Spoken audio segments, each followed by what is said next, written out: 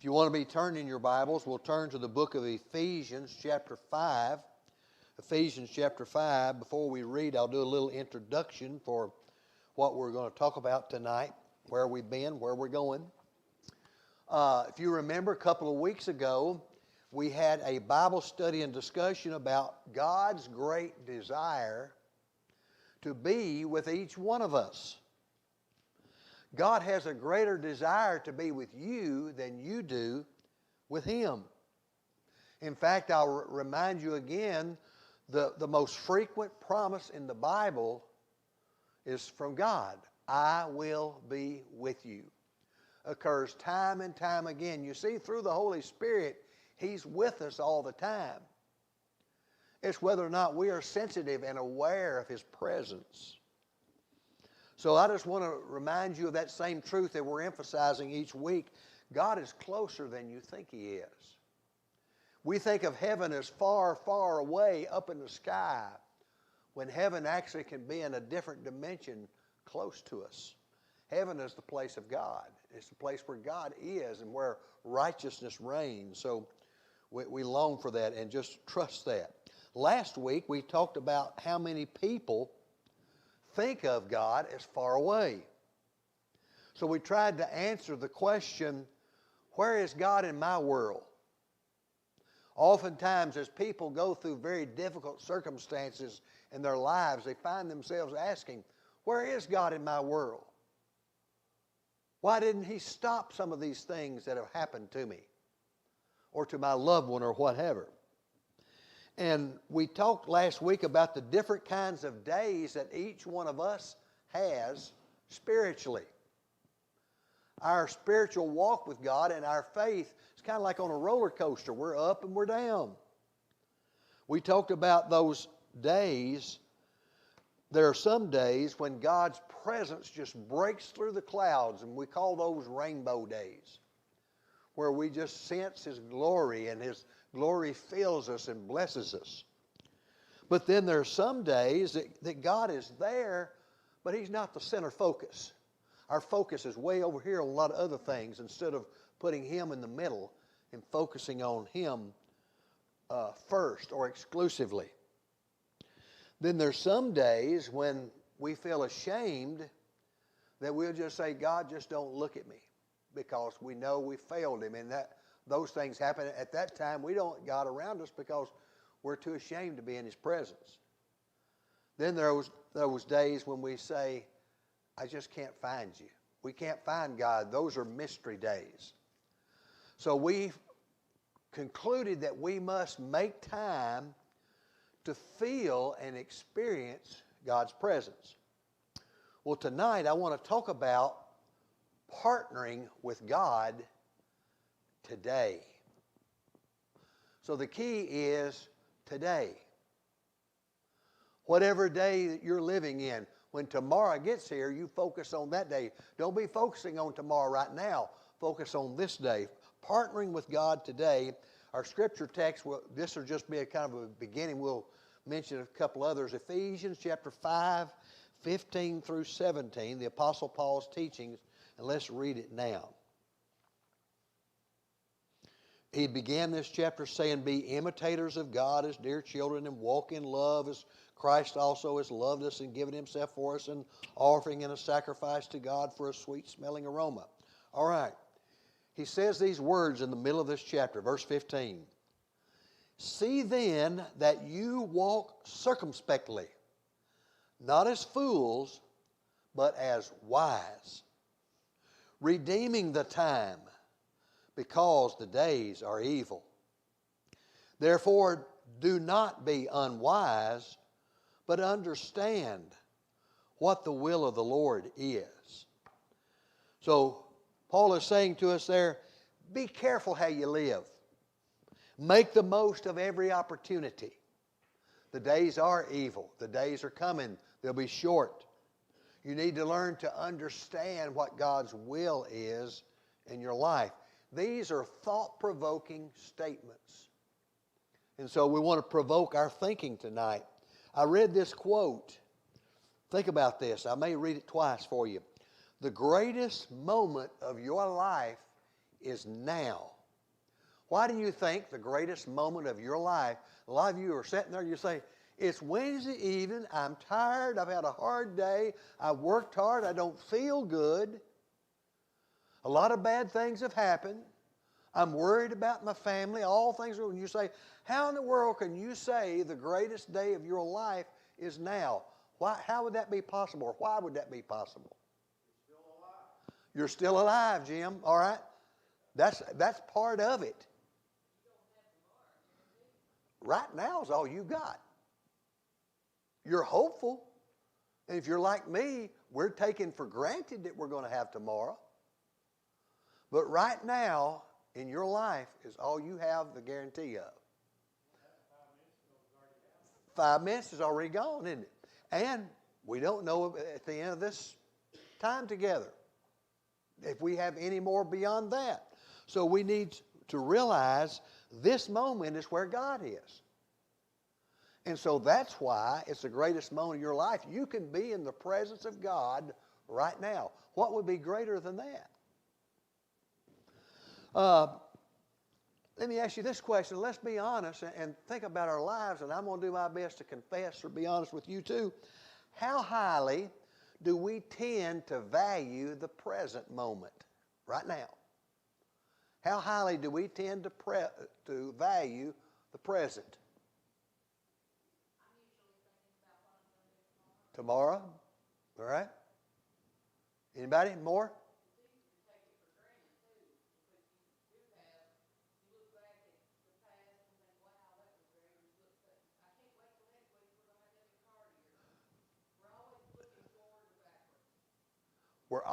Did you hear what John N. said? We're always looking forward or backwards. We're looking back on something that was really good and we're trying to relive it. Or we're reliving in our mind those good moments. Have you ever noticed how those good days in the past, once they're gone, okay, that was good and I had that one, but what have you done for me lately? What are you going to do for me now? We're always longing for that, aren't we? Do we value the present more or less than the future or the past? What do y'all think we value the most? You think we value the past? Okay. Is that because we reflect back on good times? Anybody else? I think your perspective and what you value depends on what stage you're in your life. You got a list that are you looking forward to or just got to do them? Okay.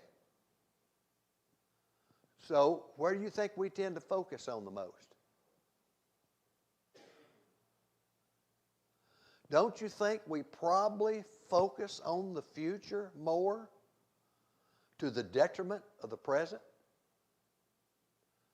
We don't live in the moment because we're longing for and looking for that great day. If you've got a big vacation trip planned and you're going somewhere that's going to be wonderful, I don't care if it's the beach, a fishing trip, a hunting trip, to the mountains, to the big city, wherever it is you're going, and it's somewhere you've always wanted to go, you are looking forward to it, right? So when we're looking forward to it, and that's going to be a great day for me, what are we doing for the present? We say, well, this is just a present.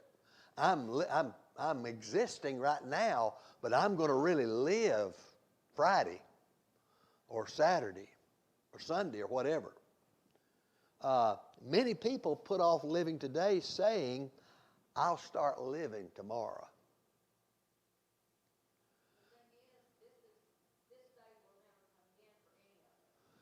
Will never come again, Brenda, will it?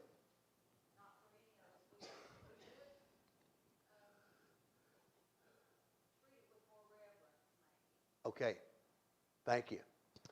How many in here, young and old now, would say, I'm looking forward to retirement? I see some.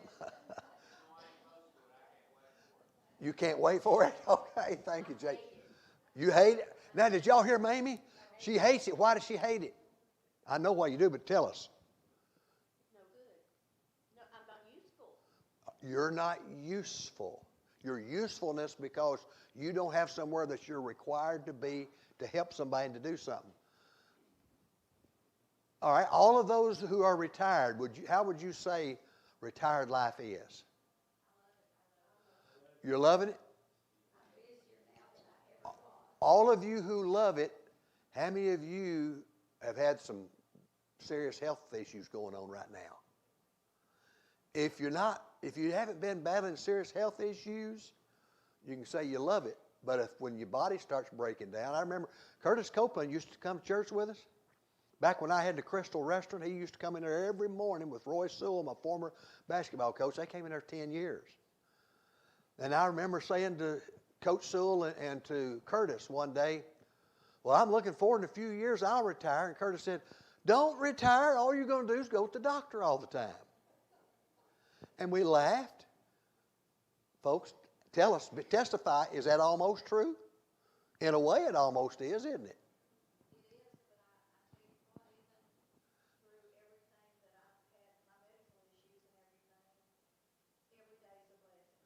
You've learned, because you've been in a life-threatening situation, you know how better to treasure each day, right?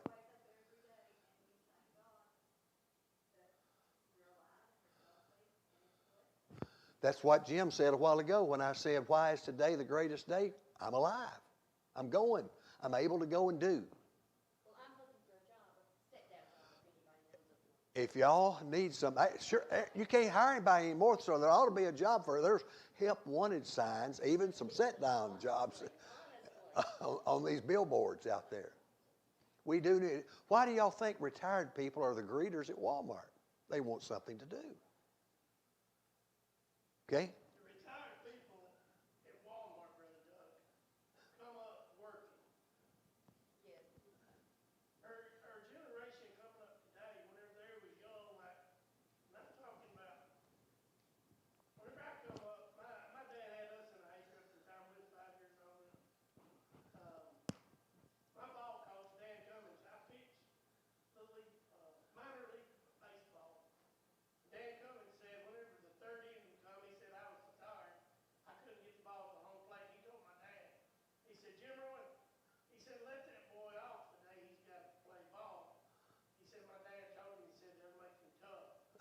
Well, my point is, whenever you come up working, that's what you know.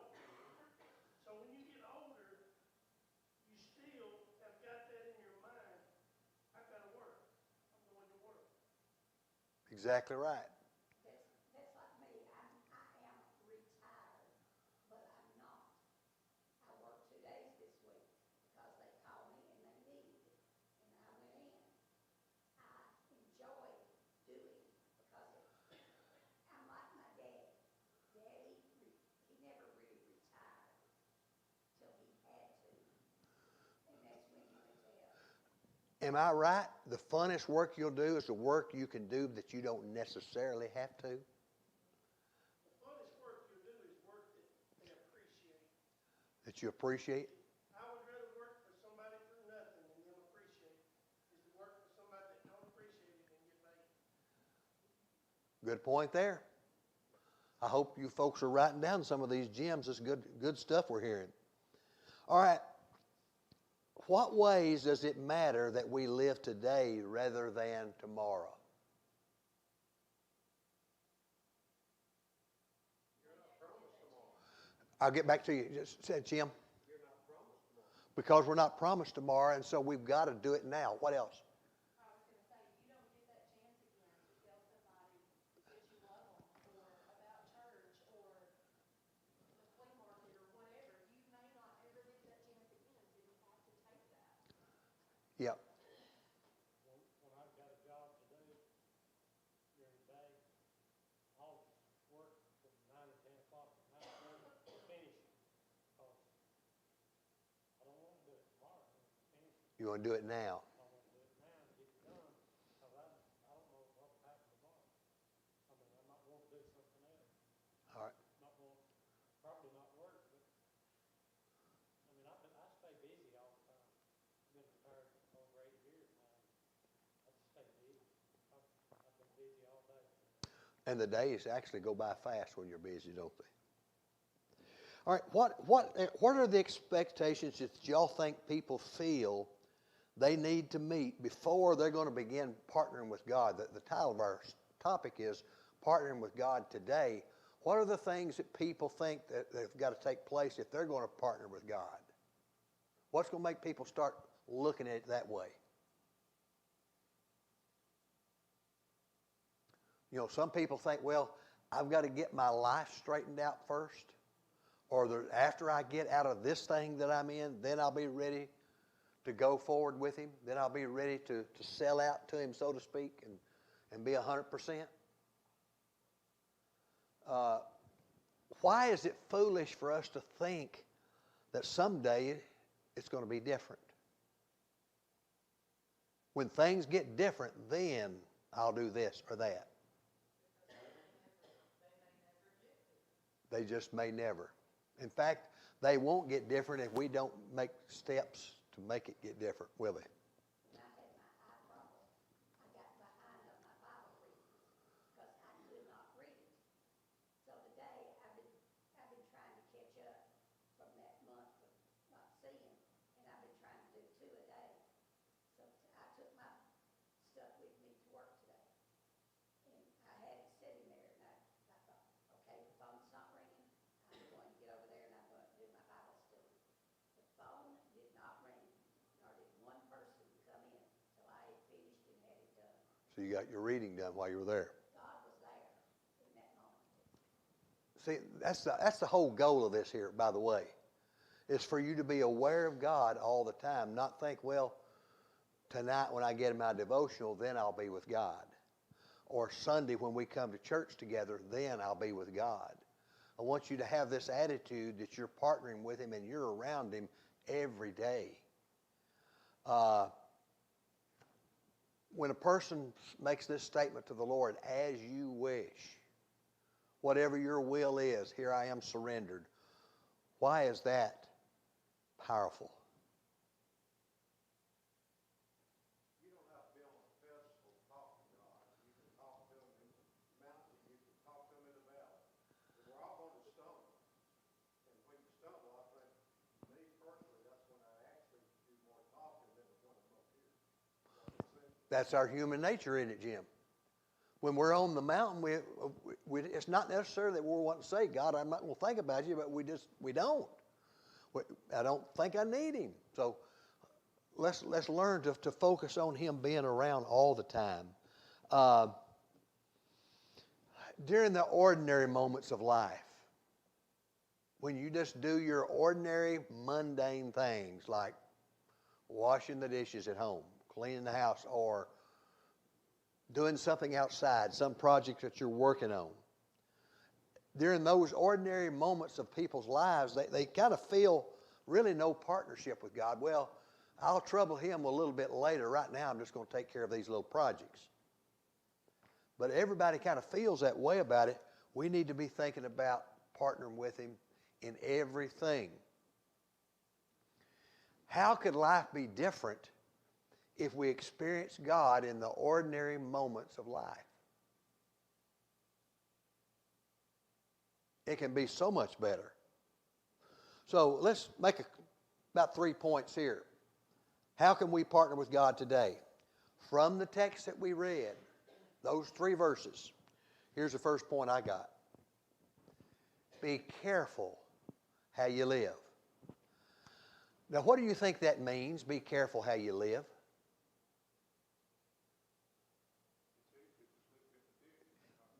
It's easy, all right, if you're not careful, say driving, you're going to slip in a ditch. Because the contours of the road changes, whatever. If you look off, and I'm bad to look off when I'm driving. And it's real easy, when I look off, the steering wheel goes with me. So, from a spiritual sense, what does it mean when the Bible tells us, be careful how you live?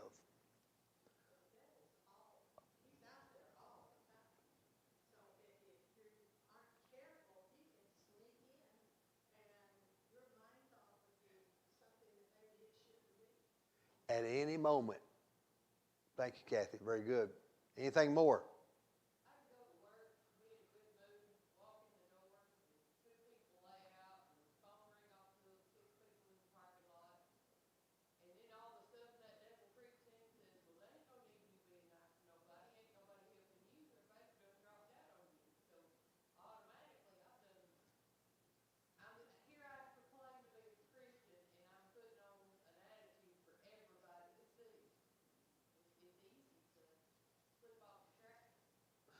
So being careful how you live means that John N. has got to be alert that those things are coming, that the could happen. And when we prepare ourselves, if you know there's a bad spot in the road, you'll be careful and you'll watch it and you'll be ready for it. If we know that danger and evil's out there, we're going to be careful and do things to be ready for it. So put thought. Go ahead. You want to be careful because you don't want to be a stumbling block for someone else. There's another reason right there. We don't want to be a bad influence on somebody else. So we've got to put thought and purpose into each day. We can't just live ordinarily. We can't just live haphazardly. There's no room for haphazard living is what she was talking about earlier. That's when those temptations just slip in and get us. But when we are careful, sometimes we stop when we're careful. Other times we can go boldly because we have carefully planned for it and thought about it. Consider the results of your actions before you act. That's careful living. That make sense? If we're going to partner with God today, then we got to be careful how we live. Thought, purpose, making things count, aware of the evil one who's out there. Second point, make the most of every opportunity that God puts before you. Do y'all realize every day, what did you do tonight? You took advantage of an opportunity and you came to this Wednesday Bible study. That's making the most of every opportunity. That's another reason why this is the greatest moment, because you're living in this moment to be a part of this. What do you think it means to make the most of every opportunity? What does that mean to you? For me, if I'm headed to work knowing I'm fixing to go into that den, if I'll take 5 or 10 minutes to ask God to be with me, keep me calm and focused so I can see His will and what He wants me to do and say. And if I walk in, I'm bad about singing while I work. You can tell what kind of mood I'm in by the songs I'm singing. Okay. But if I walk in singing Standing on the Promises, it'll be a lot easier to deal with if I'm walking in singing Back in Black or something crazy. There you go.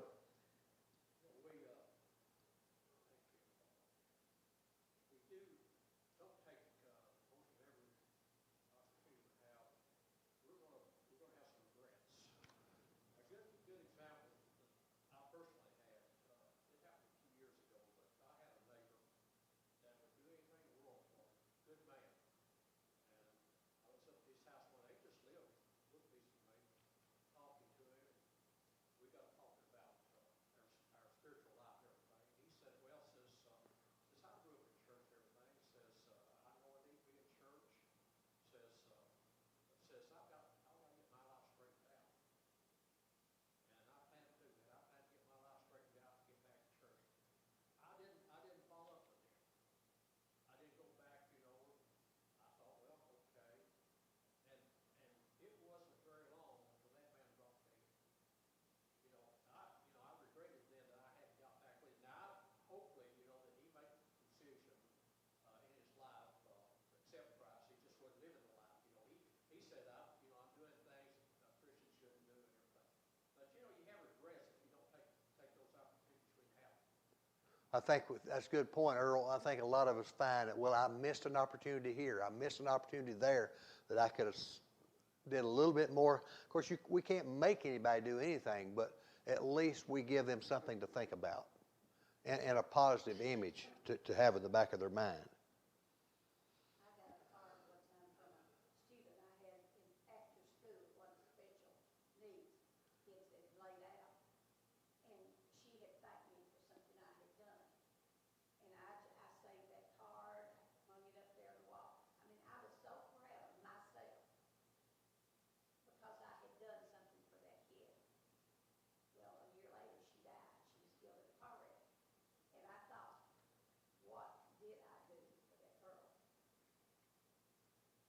Yeah. I didn't do anything. Yeah. And how many times do we see somebody, just like Earl said, that we could have done more for. We might have touched somebody. Yeah. We've got to determine that God is creating the opportunities for us. You know, in James chapter 4, verses 13, 17, James warns people about saying, tomorrow I'm going to do this or that and make money or whatever. He said, you don't even know what tomorrow holds. You have no guarantee about tomorrow. What is your life? It is like a vapor that appears and disappears. So he says we must all say, if it's the Lord's will, I will do such and such. So the point I'm making on this, making the most of opportunity, is procrastination. And we all know what that means because we all do it. Put things off. That's a bad decision. We put things off saying, I'm going to do it when? Tomorrow. When we have today to do it. We put it off till tomorrow, and we'll look up, and tomorrow's come and went, and we still haven't done it. Assuming is a bad decision that we make. So we've got to realize that we have today and make the most of all our opportunities. Do y'all think in God's eyes that today makes any difference? If God has given you this day to live, don't you think it's pretty important? This is the day He's given you. There's many scriptures that we could refer to that when people had to align with God's will. Luke chapter 4, 18 through 21. Jesus said, this is when He's just about to begin His public ministry. He goes into a synagogue and reads, the Spirit of the Lord is upon me because He has anointed me to preach. And on He goes to say, He has sent me. Jesus was aware that the Father was sending Him, so He went. Matthew chapter 4, 18 through 22. Jesus called some of His disciples. He said, follow me and I'll make you fishers of men. They left everything and they followed Him. They made the most of that opportunity. Matthew chapter 25, Jesus told a parable about 5 foolish virgins and 5 wise virgins. The 5 wise had oil in their lamps, and they were ready for the time when the bridegroom would come. Go all the way back in the Old Testament, Genesis chapter 19. The angel of God had come to destroy Sodom and Gomorrah, and they literally took Lot by the hand and said, flee right now, because it's coming. Lot's wife stopped and turned around. Her opportunity was lost. She turned into a pillar of salt. When we delay our spiritual focus today, we miss out. And we have no greater example in the Bible than Jesus of how to live all of life in the presence of God. And that's the thought that we need to have in the back of our minds. Jesus came to earth with a purpose, and God sustained His life daily. He made a point of knowing God's will. And that brings me to point number 3 for us today. If we're going to partner with God, from the text that we read in Ephesians 5, He says, know what the will of the Lord is. We've got to make a point to know it. And to live saying, as you wish, Father, may your will be done. You know, Jesus prayed to His Heavenly Father and said, let thy will be done. Back to today in the moment. This moment is the only moment that you actually have to be with God. So it's the greatest moment. Psalms 118:24. This is the day that the Lord has made. We will be glad and rejoice in it. That's one of the little courses in our Baptist hymn book that we've sung some in the past. We might bring that up again because we need to remind people this is the day the Lord's made. Let's be glad and rejoice in this day. Value this moment. The most dangerous word is tomorrow. Why is that? Why do you think it's the most dangerous? Or maybe you don't believe it, or maybe you want me to tell you. Why is tomorrow the most dangerous word? We're not promised tomorrow, but we're looking for tomorrow, aren't we, Bobby? Thank you. Anything more? Tomorrow never comes a lot of times. You see, if we're talking about tomorrow, we don't recognize its danger. And we never make the steps of changing. We're never fully present because we're focused on tomorrow. You know, one of the things for me as a pastor, particularly on Sunday mornings when our biggest crowds are here, whether I'm at this back door or right here or wherever, I'll have somebody come up and talk to me, and I'm talking with them in a conversation. They're sharing something that's important to them with me. And yet I'll catch myself, my peripherals, I'm watching these, oh, I want to speak to that, I want to speak to that. And instead of focusing in the moment with this person, I'm thinking about these others. And it's a hard thing to discipline yourself not to stay in the moment. And hopefully you'll get that opportunity with the other people. So let's value this moment. Every day, each one of us chooses between thy will be done or my will be done. What are we choosing? Only each one of us can answer that one. Couple more things and we're done. Let's bring it to a conclusion. Here's the points. 1, spending the day with God. If you're going to live in the moment, spending the day with God doesn't mean that you have to do different activities in order to spend the day with Him. What it does mean is learn to do in a little bit different way. Thirdly, doing them with God. He's in the car with you. Wherever you're at, He's with you. Acknowledge your dependence upon Him. Tell Him your concerns. Invite Him to share each moment of the day with you. If you'll just take time and say, God, I know you're here. I would like you to go with me into this movie theater. We say, well, that's kind of corny. He don't care. He'll let us lay back or kick back in our minds for 2 hours to watch a movie. Invite Him everywhere you go. On your fishing trip, on your hunting trip, on the golf course, in your garden, in the mill, in the tractor, in the truck, in the flower bed.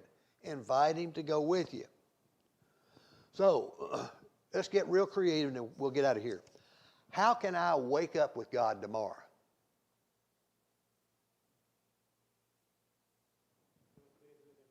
Go to bed with Him tonight, okay? Morning Bible study is a way to wake up with Him. Discipline yourself to wake up and say, morning, Lord, thank you for the night's rest. Thank you for this day.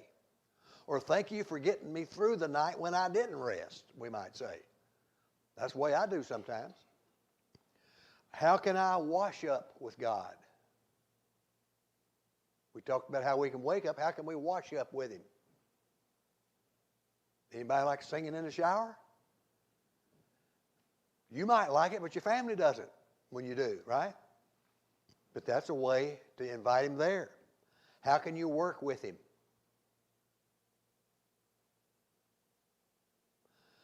How can you eat with Him? How can you take your break with Him? How can you wait in line with God? It's probably a good thing that we wait in line with Him, isn't it? Maybe we won't be quite as rude to people if He's with us while we're waiting in line.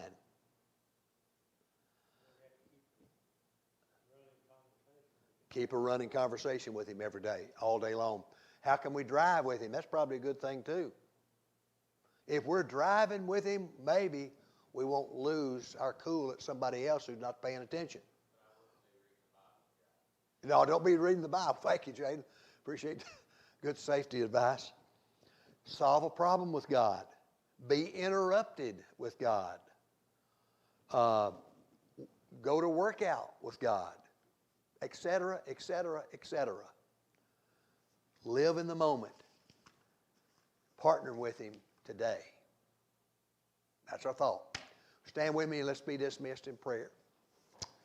Thank you for taking time out of your lives to come. Pray for Sunday, for God's Spirit to move and and change hearts and lives. As we're dismissed, Bruce, would you lead us, please, in a closing prayer?